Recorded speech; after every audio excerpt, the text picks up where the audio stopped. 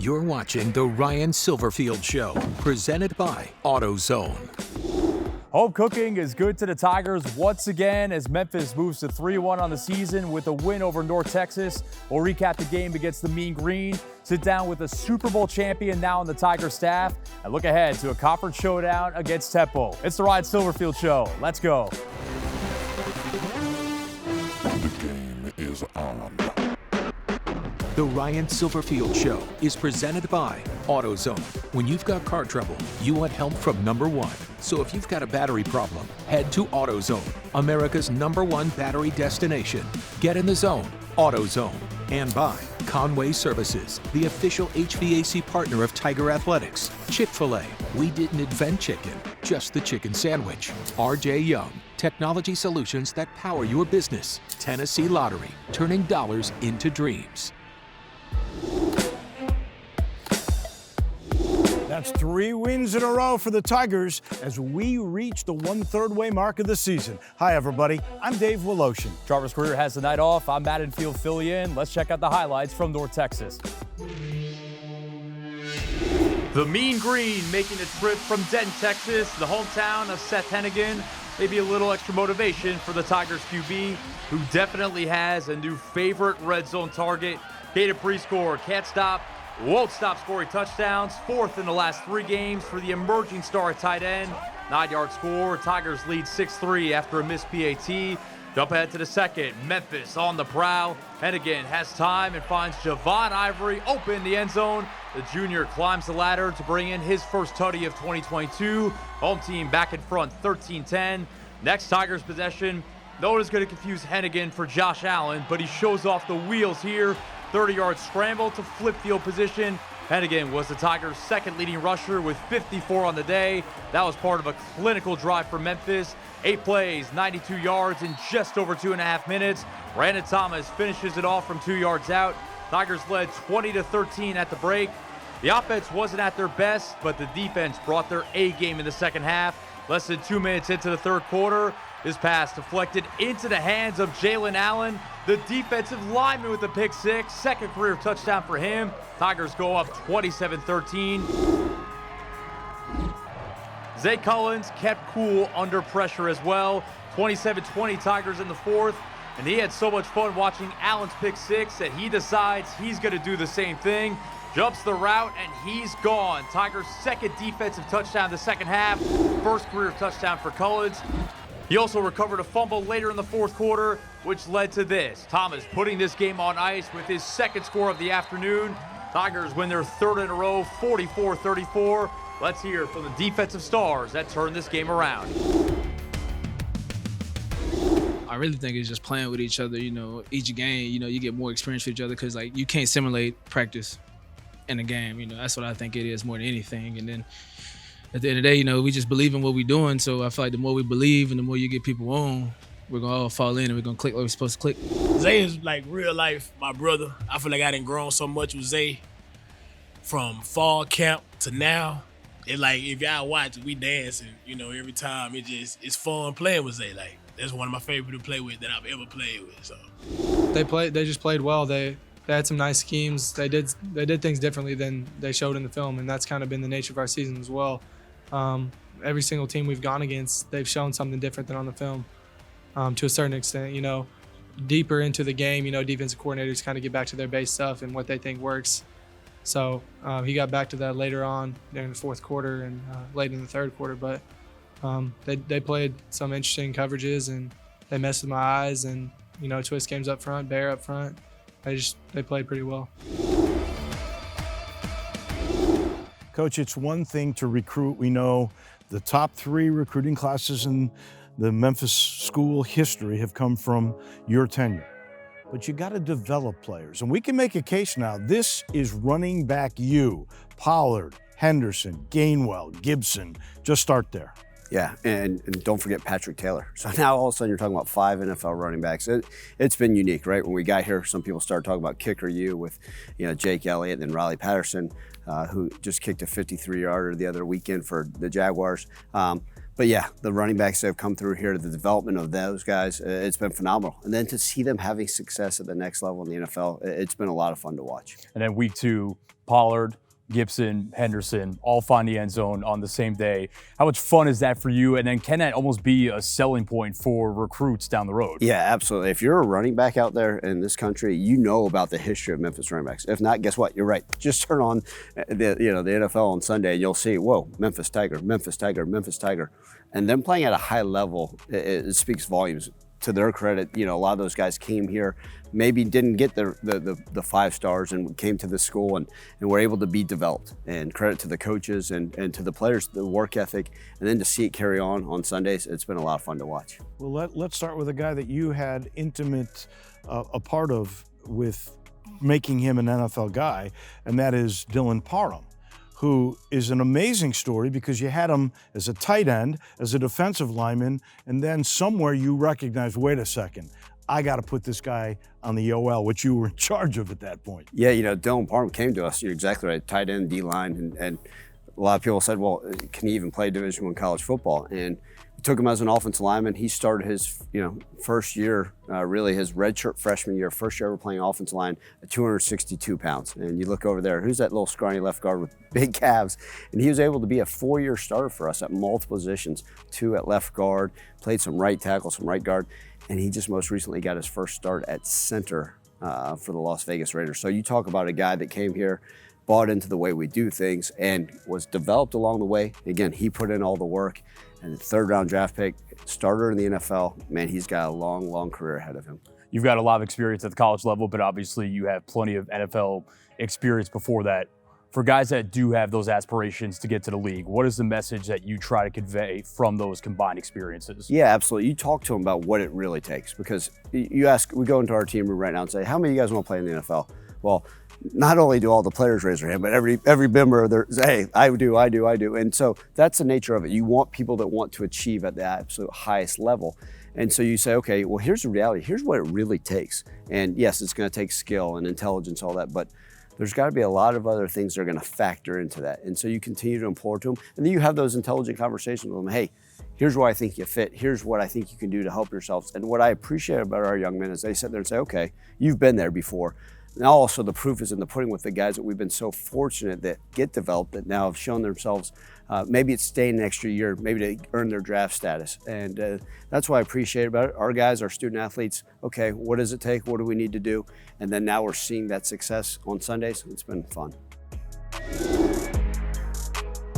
Those defensive backs fly around. Let's get an inside look at how they operate. I might freestyle on him, see if I can get me a record there. Have a great day, let's get it. Let's get it, baby, let's get it. Get happening there, get you a couple of reps with the ones. Let's get loose, let's fly around. Get loose, let's fly around. Hey, the biggest lie in the world is that we got time, right? But we got today though, so let's make it happen. Let's make it count. Let's go, drive. That's it! That's what happens. That's it, baby, good rep. That's it, good rep. That's it! Hey, that's why to get the ball out. Why to get the ball out? Set. Here go punch the ball out. That's it, get the ball. That's it, AJ. That's it, AJ, high and tight with it. There we go. Never had a bad day though. Hey, but you know why? Because I leave all the stuff outside. And between the lines is all football, baby, all ball. Ball time. I never had a bad day. Let's go. Here we go. Wheel. We talked earlier about professional development, and the Tigers have a member of their staff who knows exactly what it takes to get to the NFL. We'll sit down with him. That's coming up next. You're watching The Ryan Silverfield Show, presented by AutoZone. Welcome back to the Ryan Silverfield Show. The Tigers have a new addition to their coaching staff who's been to the football mountaintop twice. David Deal won 2 Super Bowls with the Giants as an offensive lineman. Now, nearly a decade after his playing career ended, he's landed in Memphis to jumpstart his coaching journey.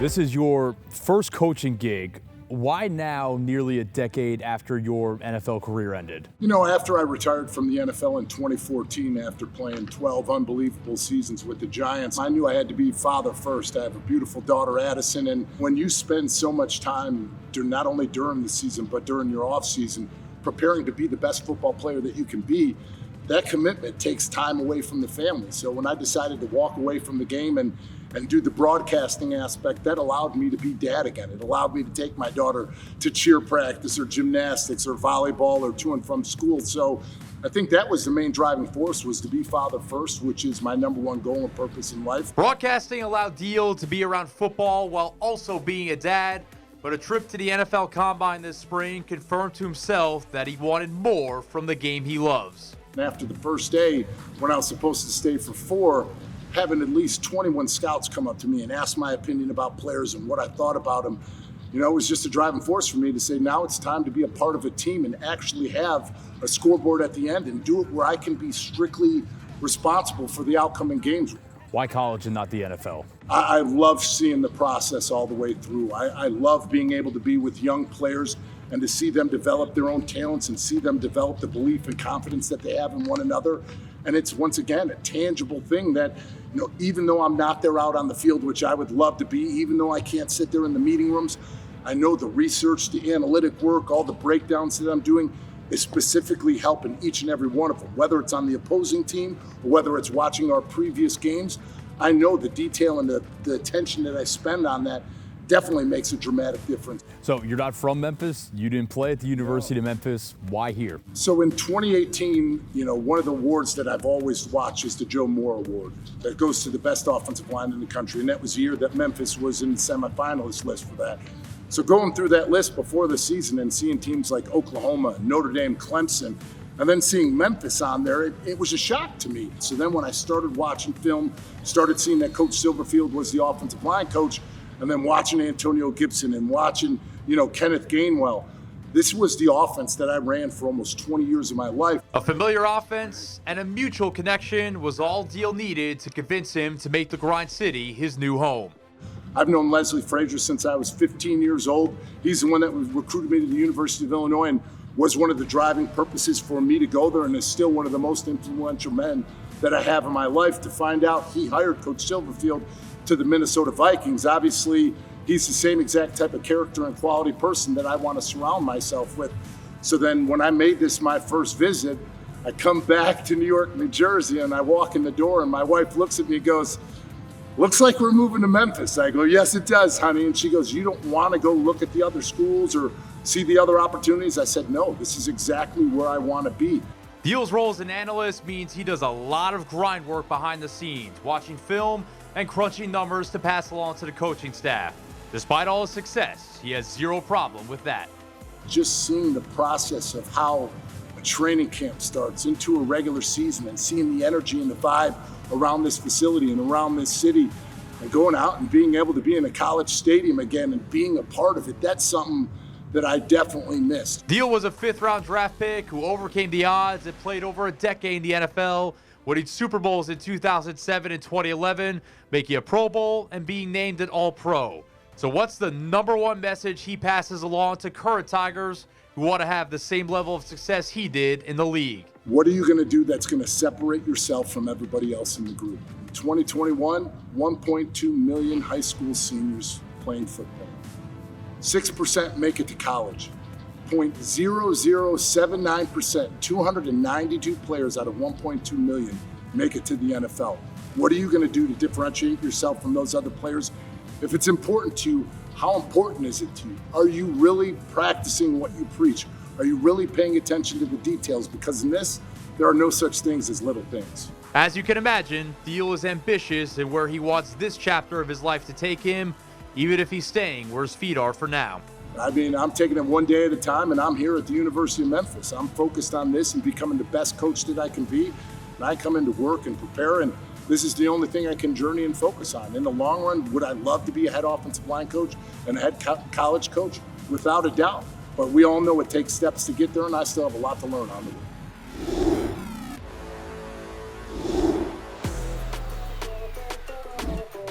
David Deal's a good Chicago guy, went to the University of Illinois, then his entire career with the Giants as a Super Bowl champ a couple of times, got into broadcasting. I don't know why he'd leave that for coaching, but he is. What kind of a coach is he? That's a great question.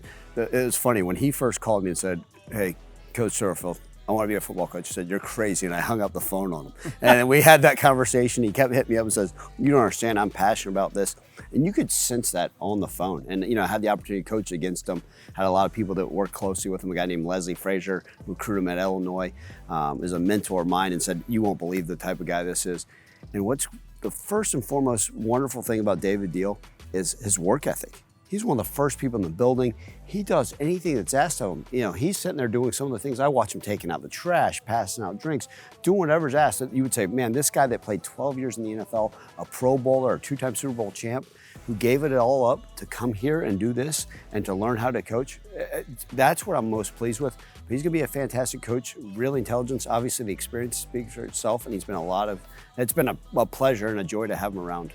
The coaching community is obviously a small fraternity in a sense. Everyone kind of knows everyone. How rare is it for a guy to have a playing career, get out of it for almost a decade, and then say, hey, I want to jump in? Yeah, first off, that's why I asked him. I said, is there a screw loose maybe from his playing days? You sure you want to get into this? Because it's not just the 40-hour work week. We're talking 100+ hours a week of work and grunt work. And he's a guy obviously that's really recognizable, and people know the success he had in the NFL. Well, now you're all of a sudden coming back, and you're going to start from the very beginning, the bottom of the totem pole.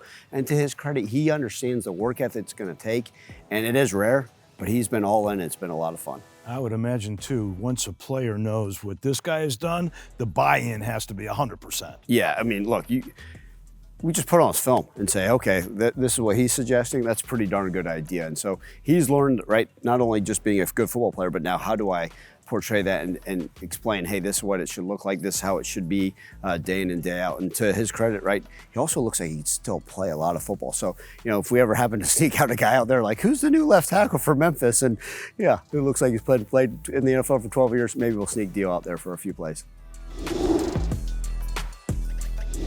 Well, it's back to conference play and an early morning showdown with Temple on Saturday. We'll preview that game. That's coming up next. You're watching The Ryan Silverfield Show, presented by AutoZone. Let's take a look at the AutoZone road ahead. We know we're getting up early, 11 o'clock now for Temple, and a brand new quarterback with a very familiar name. He is Kurt Warner's son, a true freshman. Yeah, well, we know how good true freshman quarterbacks can play, so we understand the rivalry with Temple, right? We've gone up there and haven't given our best efforts. We've gone up to Philadelphia, but hopefully being back home with our crowd and our stadium will give us an opportunity to try to find a way to get another conference win. A little extra motivation just giving how last year's game went. Yeah, you think about the way it went, right? Up 17-0, a few turnovers close to the goal line and some unfortunate timing with some things, and obviously we didn't play our best game up there. Hopefully we're hitting on all cylinders, get an opportunity to play them again this Saturday, and looking forward to that. And plenty of opportunity, because in the American, we've seen some favorites falter. Yeah, absolutely. And that's the nature of this whole deal, right? We know our conference is up for grabs. We know what Temple's capable of. We're going to have to bring our best game. That was tonight's AutoZone Road Ahead. AutoZone, America's #1 battery destination and official sponsor of Tiger Athletics. Get in the zone, AutoZone. The Tigers owe Temple on a couple of fronts. Just ask Joey Magnifico. We're back in just a minute. You're watching The Ryan Silverfield Show, presented by AutoZone. Don't forget, it's early next Saturday at 11 o'clock. We'll see you right back here next week. The Ryan Silverfield Show is presented by AutoZone. Next time you need a car battery, just pick it up. Visit AutoZone.com and select same-day store pickup. Just one reason why AutoZone is America's #1 battery destination. Get in the zone, AutoZone. And by Conway Services, official HVAC partner of Tiger Athletics. Chick-fil-A, we didn't invent the chicken, just the chicken sandwich. RJ Young, technology solutions that power your business. Tennessee Lottery, turning dollars into dreams. This copyrighted telecast is an exclusive presentation of Silvefield under the broadcasting rights granted by the University of Memphis. Reuse of this presentation is prohibited without the expressed written consent of the University of Memphis and Silvefield.